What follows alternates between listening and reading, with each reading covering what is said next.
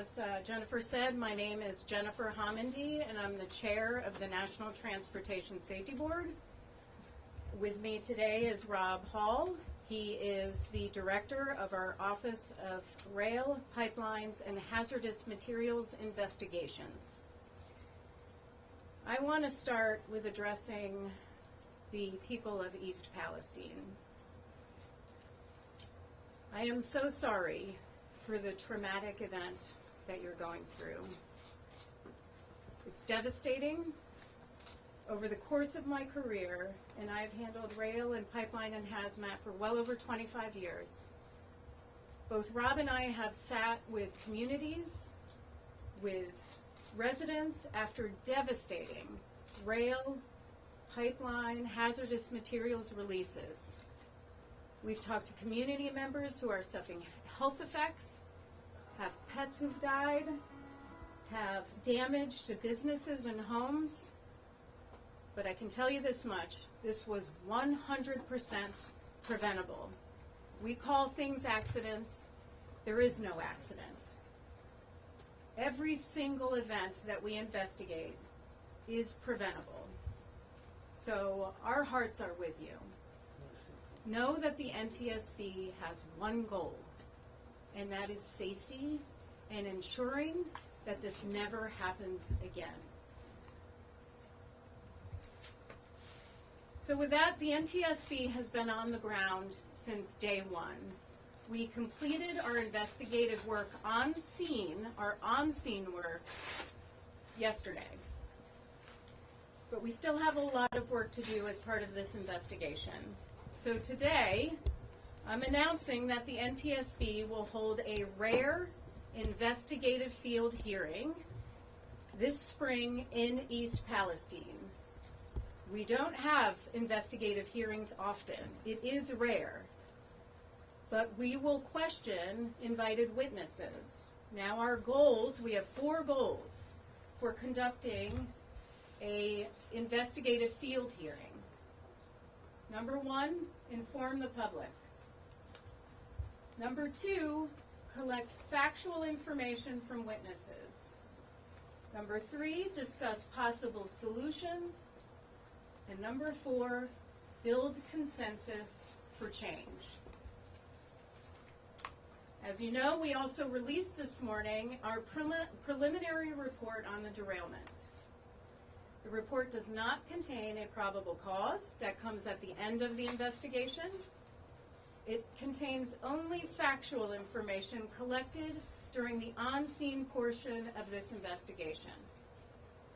What I want to focus on today is what we know so far. I want to talk about our investigative process, and then I want to share some information generally about rail safety. We know for a fact that this derailment occurred at car number 23. This train had 3 locomotives, 2 at the head end. The lead locomotive had 3 crew members, including 1 trainee. The 3rd locomotive was between rail cars 109 and 110. There were also 149 rail cars on the train. Car number 23 was a hopper car, which carried plastic pellets. It was the combination of the hot axle and the plastic pellets which started the initial fire. Now the train passed 3 wayside defect detectors which identify overheated bearings and provide an audible warning to train crews. At each detector, the recorded temperature of the bearing increased from 38 degrees Fahrenheit above the ambient temperature, which at the time was 10 degrees Fahrenheit, to 103 degrees above ambient just 10 miles later. Both of those temperatures are considered by Norfolk Southern to be non-critical. The critical threshold per Norfolk Southern is above 200 degrees ambient. Upon passing the 3rd detector with a temperature of 253 degrees above ambient, that's critical. 253 degrees above ambient. A critical audible alarm message sounded, instructing the crew to slow and stop the train to inspect the hot axle, and if warranted, to set car number 23 out.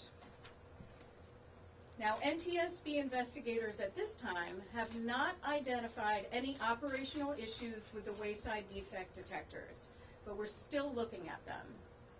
There's also no evidence of track defects. The engineer at the time was following another train and was already in dynamic braking to slow behind the train. So he increased the brake application to further slow and stop the train, meaning he responded immediately.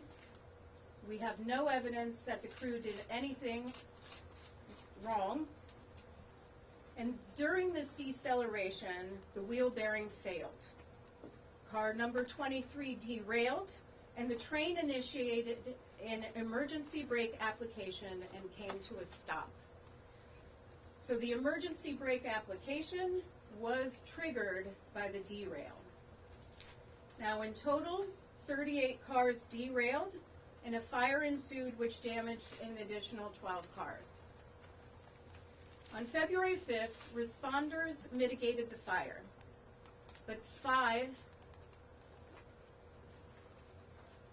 cars, which are designated as 105, DOT 105 specification tank cars, were located near the number 23, which derailed.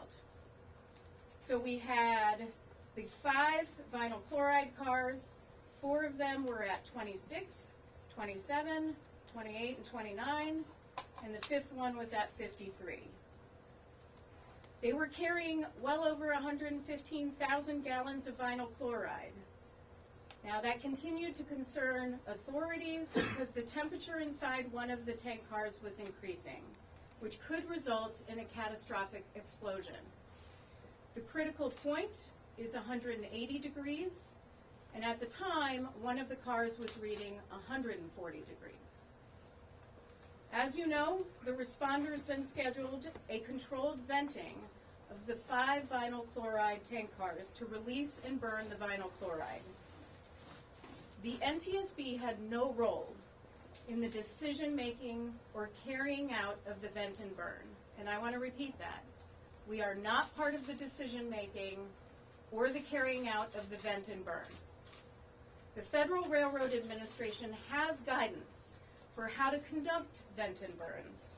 So as part of our investigation, we will evaluate whether the vent and burn was carried out according to that guidance and whether that guidance needs to be updated.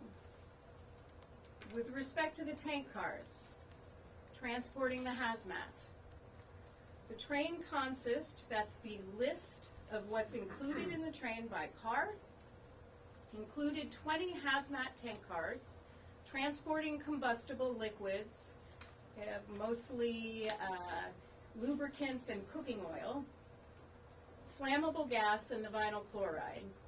17 of those 20 tank cars were fully loaded. 3 were residue cars. All of those cars were placarded, though the placards were plastic and melted. Aluminum also melts.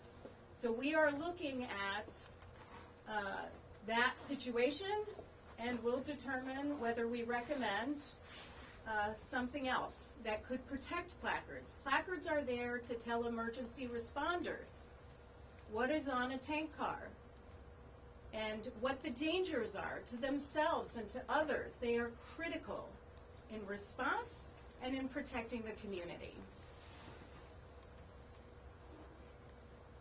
Yesterday, our investigators conducted a detailed damage assessment of the tank cars, including identifying and measuring breaching damages, noting where entire lading was lost, the condition of pressure relief devices, and other service equipment, underframes, and welded attachments. They also secured the top fittings on the vinyl chloride tank cars, including the pressure relief devices, and we're sending those to Texas to be tested. The wheel bearing from car number 23 has also been collected, and that will come to NTSB headquarters. We have a recorder laboratory, and we also have a materials laboratory that will come to our materials laboratory. So here's what we're focused on in this investigation. The wheel set and the bearing. Roller bearings typically last the life of a wheel set, but they do have a finite life, typically between 100,000 and 300,000 miles. There are a number of causes for overheated roller bearings. These could include fatigue cracking, water damage, mechanical damage, a loose bearing, or a wheel defect, and we will look at all that. We will look at rail car design and maintenance practices of Norfolk Southern, as well as Norfolk Southern's inspection procedures. We'll also look at any history of prior accidents involving car number 23 and this wheel set. We'll look at tank car design and derailment damage. The 105 vinyl chloride cars were insulated, which actually helped at the beginning. There are federal regulations which state that that car needs to be able to be cooled for 100 minutes. We all know the fire lasted well longer than the 100 minutes. What that means is after that time, the insulation actually kept the cars from cooling. So we're going to look at that. Also, 15 DOT 111 tank cars were transporting hazmat. Those were on the train. Now, why does that matter?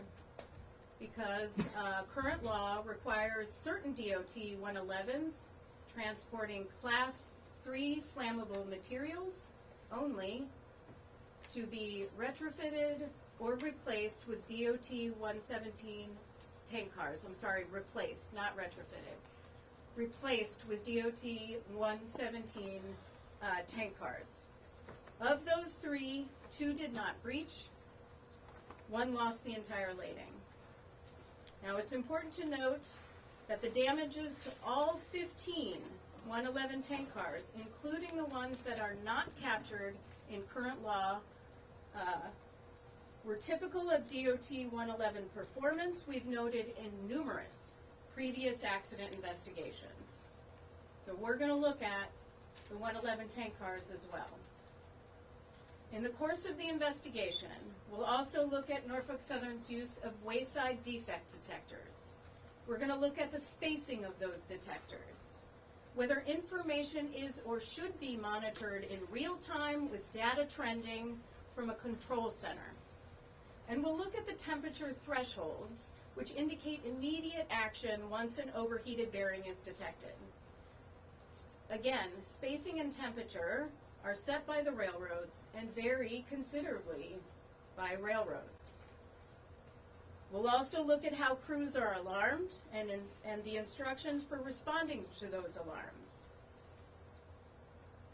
Now, roller bearings fail, but it's absolutely critical for problems to be identified and addressed early so these aren't run until failure.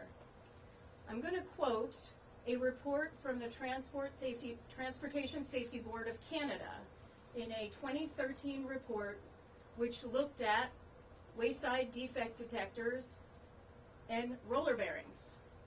They said, it is recognized in the railway industry that wheel set roller bearings can fail catastrophically in as few as 10 to 15 miles on a train traveling at track speed.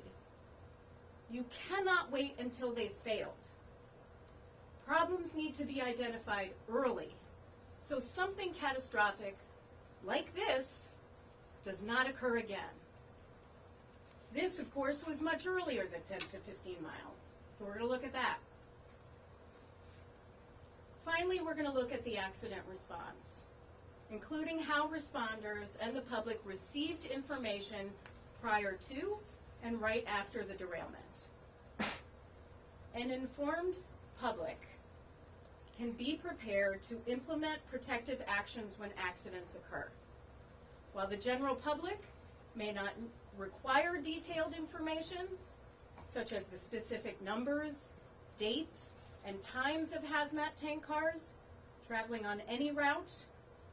They need to know, absolutely deserve to know, whether they live or work near a hazmat route. They also need to be aware of the hazards associated with releases, what railroads will do to prevent accidents and mitigate consequences, how to recognize and respond to an emergency, what protective action to take in the event of a hazmat release, and how to contact railroads and federal authorities regarding specific concerns, and that should also include state authorities. Now, we've issued a number of recommendations, rail safety recommendations. These are recommendations to improve rail safety following tragedies.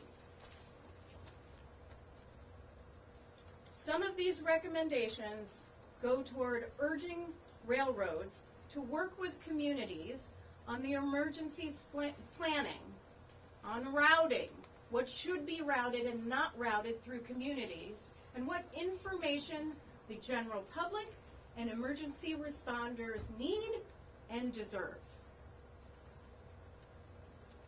So now I'm going to move into what is the NTSB's process. We are still in the fact-finding phase. You might say, what takes so long? We know what derailed the train. We have a lot of questions. In the initial stages of any investigation, we often receive information that's inaccurate. So we have to ask a lot of questions. And those questions create more questions so that we dig deep.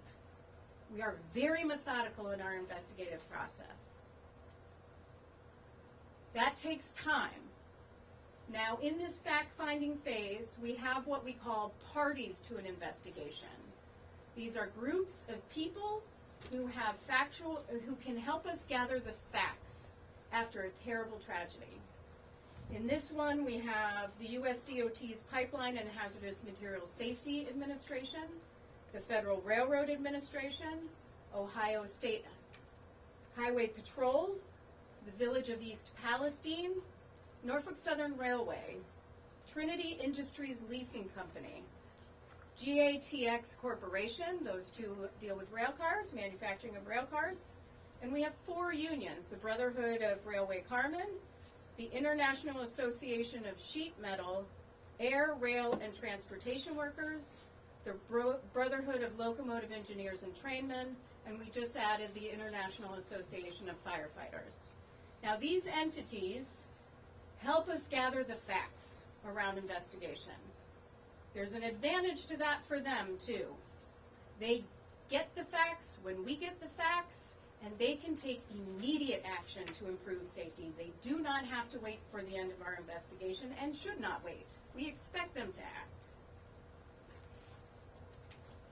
Once the fact-finding is concluded, which takes a few months, then everyone will agree in the facts. That will go into factual reports, which will be included in our public docket.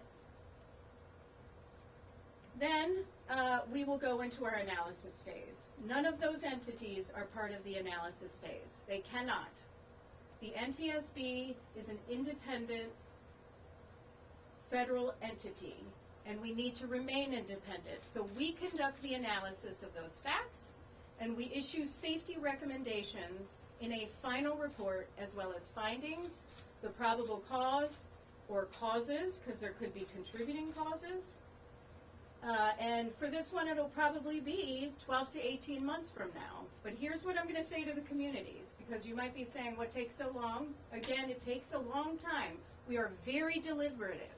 We are the gold standard when it comes to investigations globally. And we are methodical in our approach. But if we see a safety issue that we need addressed immediately, something systemic, we will not hesitate to issue an urgent safety recommendation. We did that just a few months ago, and FAA acted on that immediately, so that process works. And we will not hesitate to do it again, especially in this one. So with that, there is a lot more work to do. So I'm just going to pledge to the community and to others, we never go away. Our whole goal is to improve safety, to issue safety recommendations to prevent this so East Palestine and other communities never experience this again. We will work then, after those safety recommendations are issued, to get those recommendations implemented. There are recommendations we have consistently worked on for 50 years. Positive train control is a great example. We don't give up, and we won't give up on this one. So thank you. I'm going to take questions. Please raise your hand and state your name and your affiliation. Madam Chair?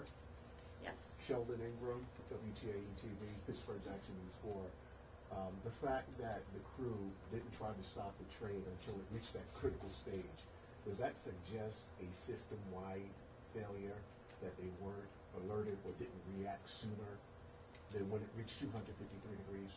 So the question is, why did the crew not react after the first two wayside detectors, where it was identified 38 degrees above ambient temperature, which was 10 degrees at the time, and then 103 degrees.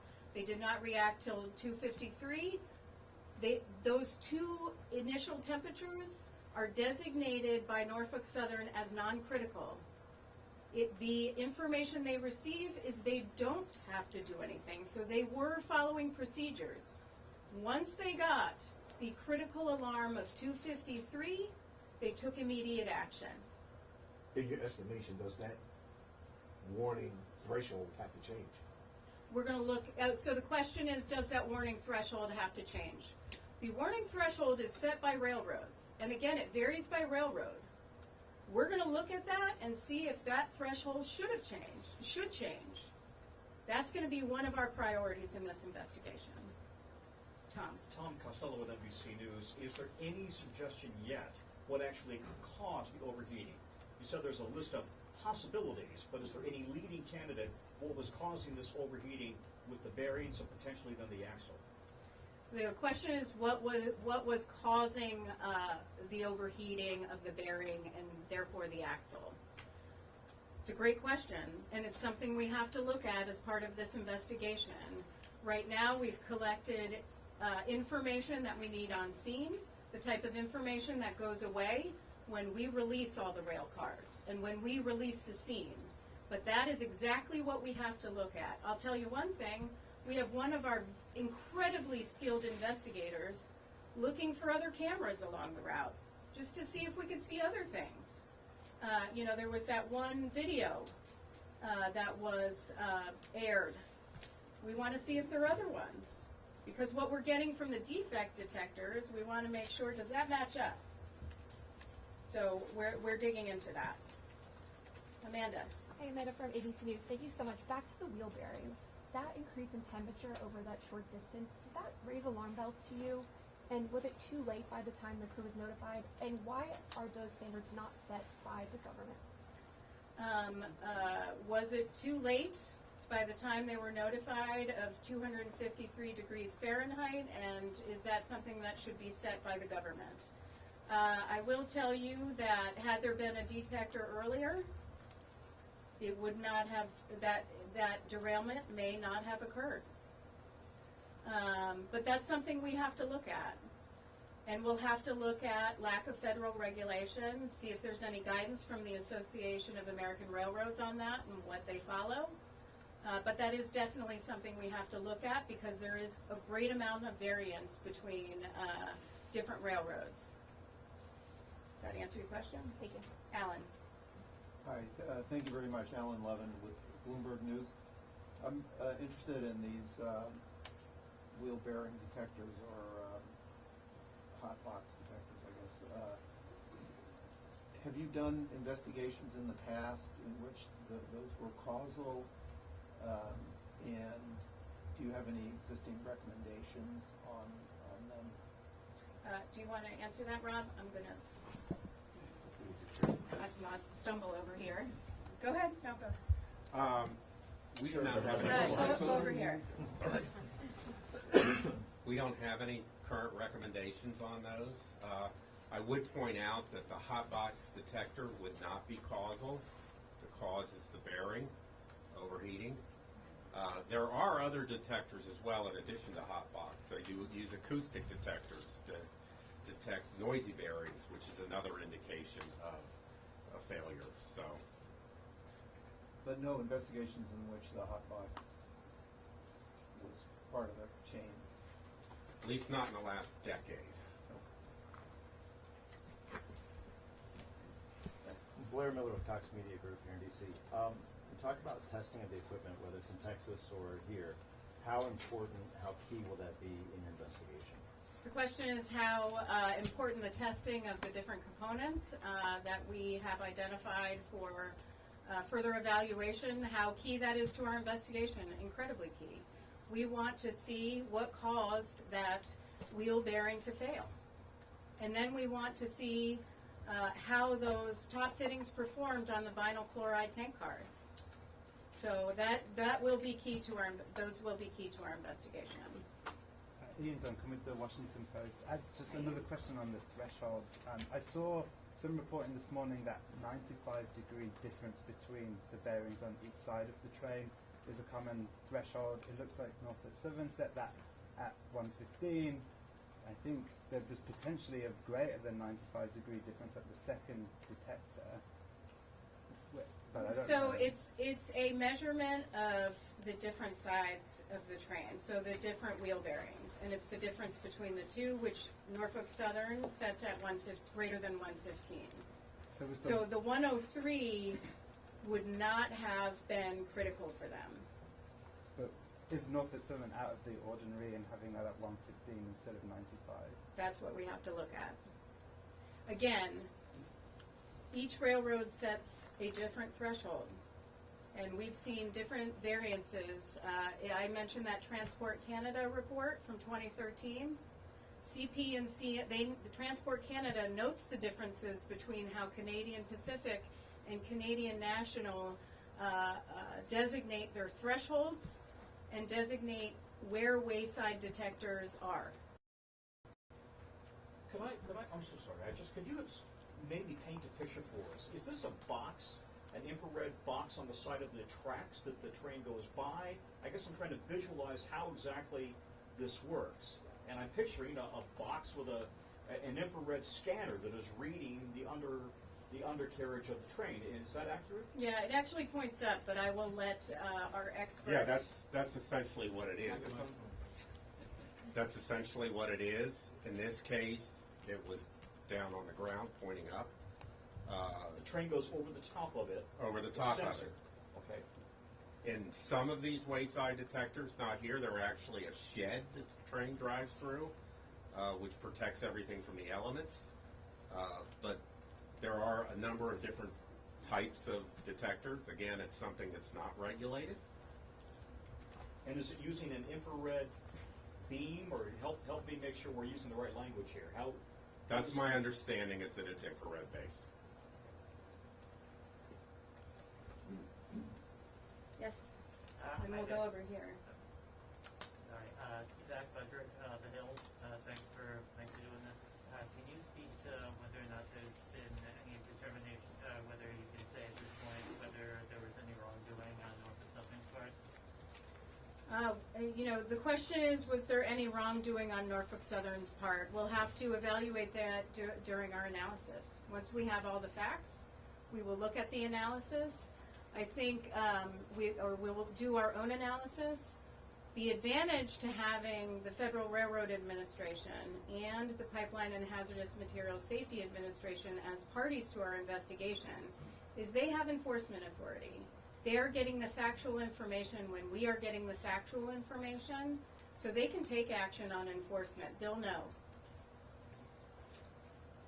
Tony Snyder with Politico. It seems from your report and what you said here that the engineer braked and then the automatic emergency braking kicked in, and then they got out and visually saw that the train had derailed and that there was a fire.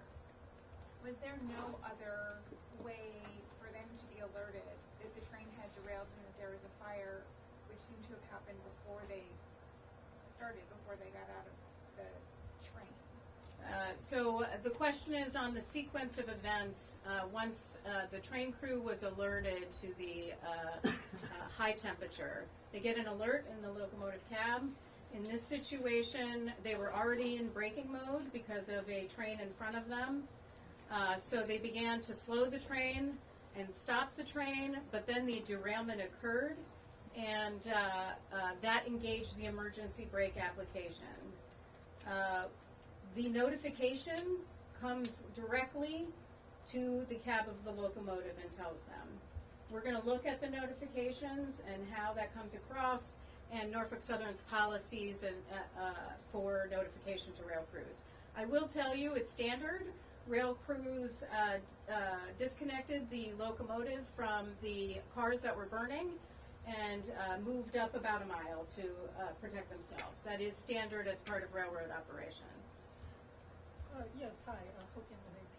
I was wondering if you could elaborate a bit on your statement early in the beginning when you say this was 100% preventable. I know that there are many areas of investigation. The report, to some degree, was indicating many things work as they should under the current guidelines. So can you expand a bit about what gives you that certainty about this being 100% preventable? The question is, what gives me the certainty that this was 100% preventable? We've never seen an accident that isn't preventable. And I actually think that I don't like the word accident. I hate to use it. Nothing is an accident. And so, you know, when it comes to prevention, it could be actions on the railroad's part for maybe not having more conservative policies on thresholds, or it could be some sort of problem with the wheel bearing that could have been addressed earlier. Those are just examples. We don't know that yet. We are still conducting our fact-finding portion of the investigation, but we will know that at some point. That's when we issue the probable cause, and there's often not just one probable cause, which is this derailed. It's usually a number of contributing factors a number of factors that contributed to that derailment. A quick follow-up, if I may. I was just wondering if you could talk about the level of cooperation NTSB has been getting from the parties. I know that in certain instances, sometimes rare, that you issue subpoenas. Is that something that you might foresee at some stage in the process? So the question is, what is the cooperation between the NTSB and the parties to our investigation, and whether we foresee having to issue subpoenas. At this time, I don't foresee having to issue subpoenas. We are having excellent cooperation with all the parties to our investigation. We're getting what we've asked for thus far. So far, so good. That can always change. But we do have an established relationship with all these entities, and we are hopeful that will continue throughout the course of this investigation. Eric Bazile, Wall Street Journal. So, do we have any indication as to why so many rail cars derailed? The 38 final train of 149 seems like a large quantity. Is there any evidence to suggest why so many derailed in this particular incident? I mean, you know, we'll look at the question is why so many cars derailed. 38 derailed in the accident scenario. This is something we've seen before. There are different forces in play when the train is braking and moving, and we often see bunching up of rail cars. This is, you know, unfortunate, but yes, that's what we see. Hi, Shmaria Avi, New York Times. What specifically are you investigating as preventable, both for the accident and for the impact to the community? What are we investigating that's preventable? Pretty much everything about this accident. It's everything from the wheel bearing, to the rail cars, to the tank cars, to the actions of federal entities or inaction of federal entities. We'll look at state entities. We'll look at locals. Especially with emergency response and information they did or did not have, likely did not have. And we'll look at Norfolk Southern, their policies. So there are often a lot of considerations in what goes into what is preventable. There is usually far more than one thing. Madam Chair, can I ask two quick questions? One of them, I'm wondering, did the crew know that the temperature was increasing when they went over the first two hot box detectors? Is there any reading for them telling them it's getting hotter? Just be aware that it's getting hotter, even if it did not yet rise to the level of alert. That's the first question. The second one is, you, of course, are an investigative body and you offer recommendations. You are not a regulator. You can't force change on any participant. And yet this has been an industry that you have tried for many years to bring a little bit more regulatory safety controls, and then Congress has at times kind of undermined those initiatives that the DOT under previous administrations have tried to enact. I'm just wondering your level of frustration. You said you're committed to going forward here, but your level of frustration that this has been in many ways something that for decades you, the FRA, Congress has looked at, and yet not a lot of progress. So again, those two questions, if you don't mind. I'm going to let you answer the first one. If you can repeat the question, then I'll do the second one. Did the crew have any knowledge that the temperature was rising as they went over the first two hot box detectors? The detectors, the way that they're designed, will provide a radio announcement. And so the radio in the cab would indicate that there is an issue. There's a number of things in the radio announcement that occurs, anything from no defects to the total number of axles. It would have announced the temperatures at this particular axle and told them which axle it was from the front. Just an automated computer voice kind of thing over Yes. the radio saying Yes. this is your speed, and or this is the temperature rather, and Yes. it did not yet rise to a critical level. Yes. Okay, thank you for that. And again, your thoughts about the other issue. And I was asked about my thoughts on the level of frustration on our rail safety recommendations. We don't have the authority to act on recommendations. We issue safety recommendations to the entities that might be involved. It could be Norfolk Southern, could be FRA, could be the Pipeline and Hazardous Materials Safety Administration, could be rail car companies. We'll just have to see who that is. I want to just talk a little. Let me back up a little bit on this because I do want to highlight numbers. I've seen this 1096 number out there on derailments. That includes Class 1s, the commuter railroads, the Amtrak, and the short-line railroads. If you're just looking at the Class 1 freight railroads, and I looked at this myself just the other night, confirmed it with FRA. If you're just looking at derailments, it's in 2021 for Class 1 freight railroads. So it's the major railroads. We're talking Norfolk Southern, CSX, BNSF, UP, CN, CP. So what we have is 868 derailments in 2021, 68 collisions, 330 that are designated as other. A lot of those are obstructions on rail track. And so, I raise that because we can improve safety in the rail industry. And we have a number of our safety recommendations that are on our most wanted list of transportation safety improvements that we have been fighting for decades to get implemented, which would improve rail safety. But I want to be clear. We have to make sure that what we're proposing as the NTSB is specific to this accident. That's our job. Our job is to determine how this happened and to issue safety recommendations to prevent this one from happening again. That's why I got so frustrated and tweeted. Nobody tweets for me. I tweet my own tweets.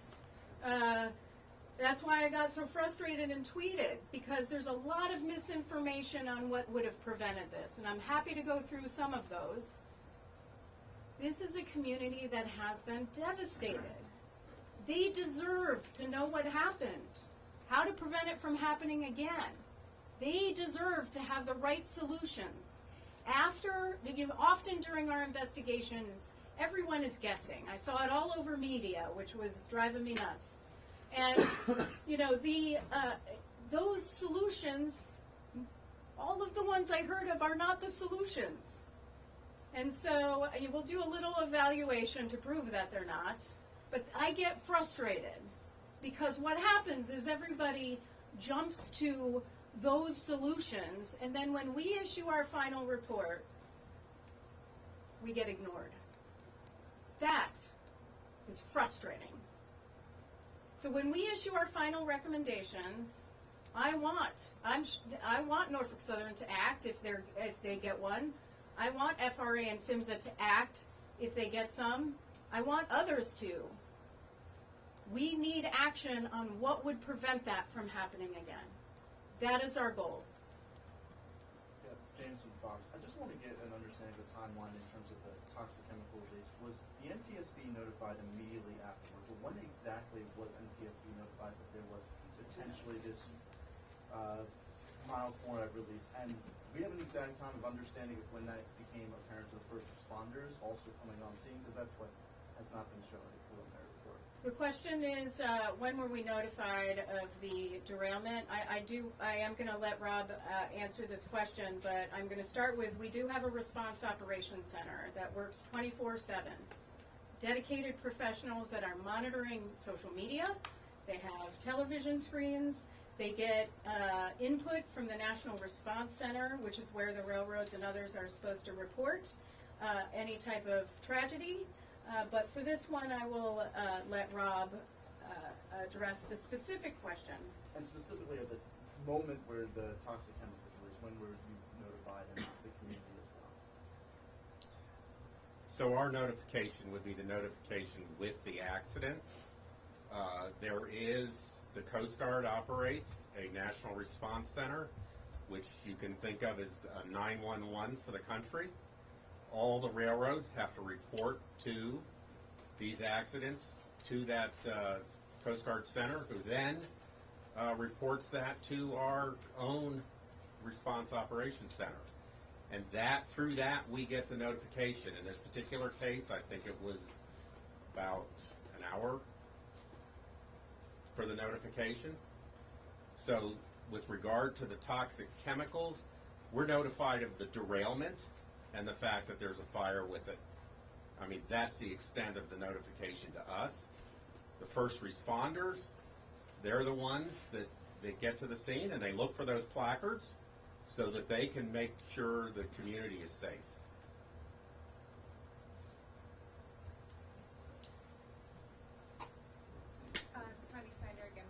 Can you say a little bit more about the polymerization of the vinyl chloride that was happening inside one of the rail cars, and why that was happening in one rail car, not the others? What was going on with the integrity of the car itself to make that happen?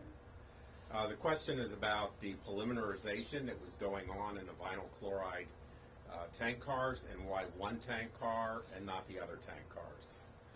So vinyl chloride, it's a monomer, and it's actually the monomer from which we make PVC, polyvinyl chloride.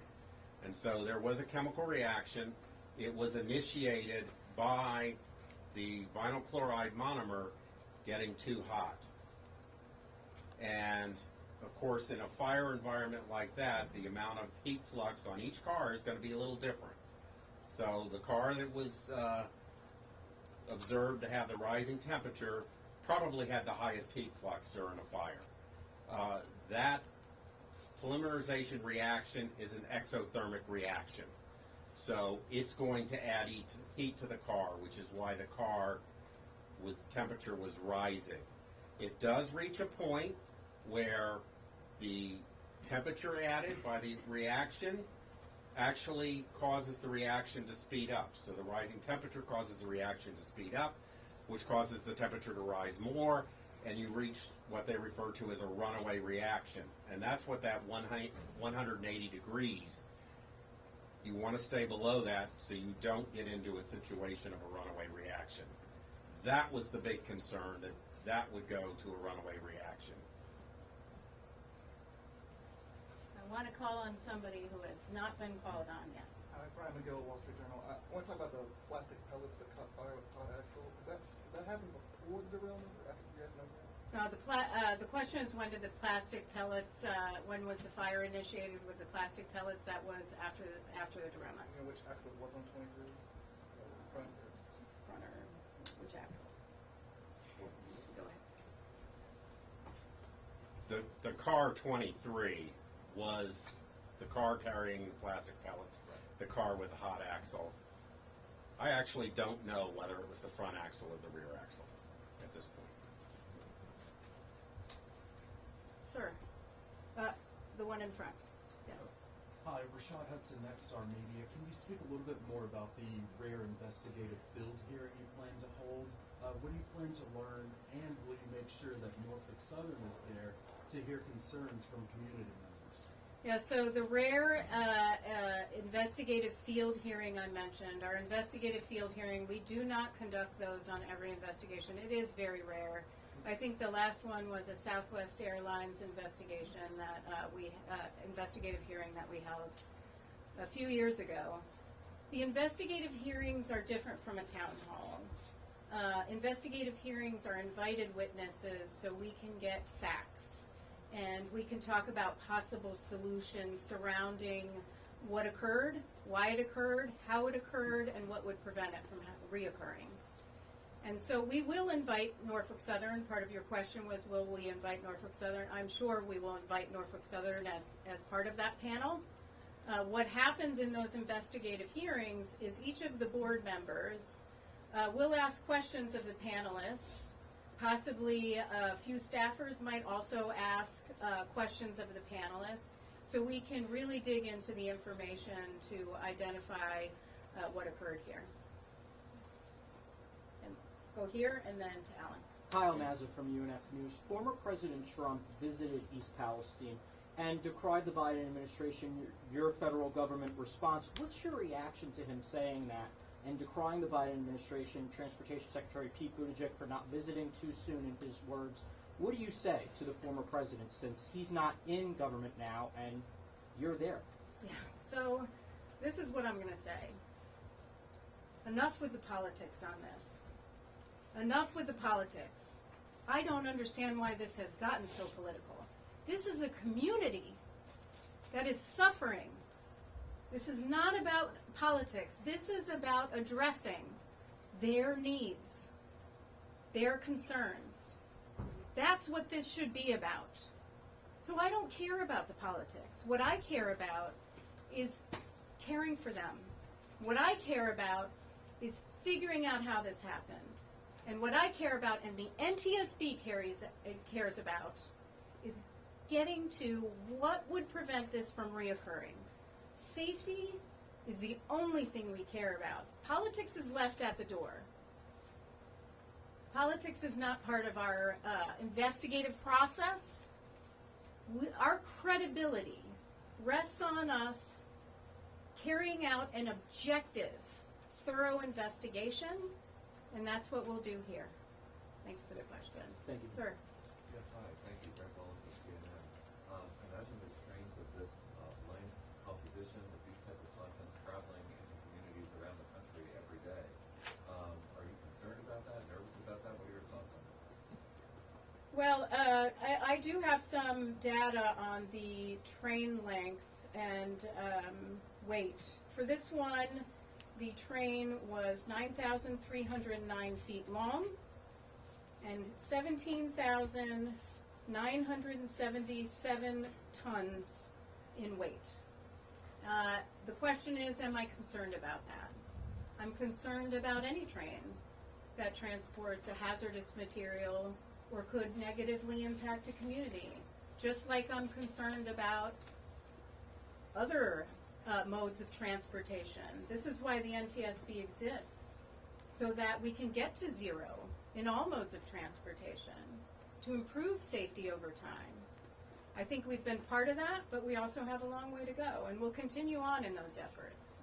So I'm always nervous, of course, and I care for we all care for the communities because we work with them afterwards, but we need to make sure that after these tragedies, because I go back to our recommendations and something Tom asked about, It is frustrating when our recommendations don't get implemented, and I tell you, it's particularly frustrating for our investigators when they go to another accident scene and say, I saw this on this one. Why wasn't it addressed? Sometimes our recommendations are not implemented. That is frustrating. If they were, those numbers I read you would be much lower. 2 more questions? Can I ask a follow-up then? Go for it. Thank you. On the braking specifically, the report mentioned that the brake application puts off some heat. Are you at all concerned that the brake application, whether it's over a distance or immediately then, may have increased the temperature and led to the overheating axle superheating? I'm going to allow you to answer. The braking that occurred prior to the critical alarm was dynamic braking. That's using the motors in the locomotive as generators to slow the train. That would not have added heat to the axle. So the critical alarm occurred before then, before they actually used the train line brakes. All right, since that was a follow-up, I'll do 2. Alan. Hi, thank you. I'm wondering if you can provide a little bit more information on where the last sensor was and where the derailment occurred. It seems that they're quite close, but I can't tell. Maybe I missed it from the report of the distance. Was it 100 feet, 1,000 feet, or roughly, obviously? They certainly are very close. We are getting the numbers. Part of that has to come from our event recorder data, and we haven't yet done the full analysis of the event recorder. The event recorder will tell us exactly when the emergency brake application occurred, and we can use that with the location of the detector to understand how far the train had moved when the derailment occurred. So that's an analysis yet to be done. One more. Anybody who didn't ask a question first? Okay, Ian, you're up. So the video that we have of it looks like the bearing's basically on fire or really hot at that point, and I think that is very close to that second detector. Is the condition of it being so hot consistent with the reading that was coming from the detector at that point? Yeah, so we're still looking at that video, and we're looking at others, and that's why we're trying to find other videos to determine, what was going on there. We believe that it was hot, and at that point, grease is burning. That's what we believe on the axle. But do you want to add to that? Yeah. So we are researching that particular video as well as other videos.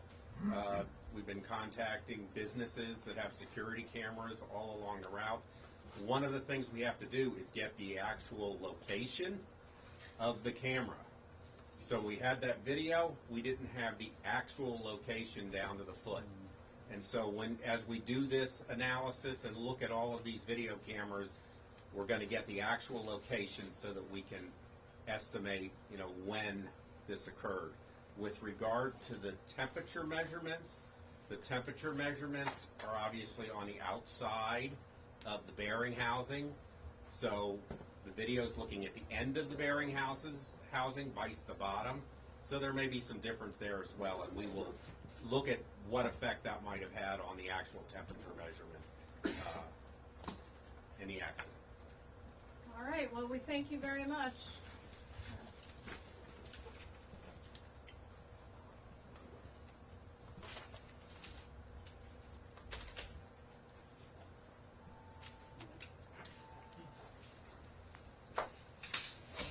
Thank you. Just a couple of housekeeping.